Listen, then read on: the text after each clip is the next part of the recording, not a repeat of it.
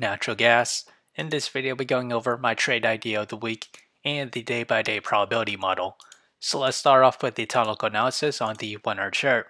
We have dipped into negative MACD territory. We did bounce right off the 200 moving average, this green line, at a price of $3.05.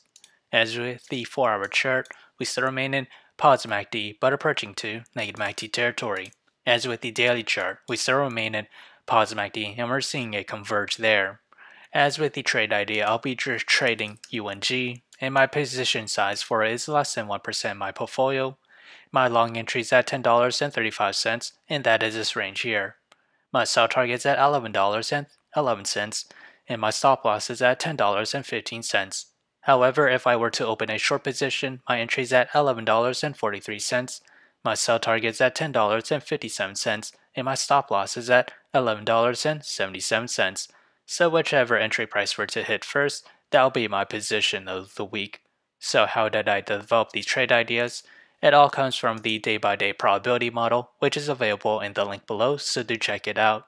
As we progress to the 5th day, or week of trading, natural gas has a 20% chance to climb between 0 to 5%, another 20% chance to climb between 5 to 10%. To the downside, it has a 40% chance to fall between 0 to negative 5%, and a 20% chance to fall between negative 5 to negative 10%.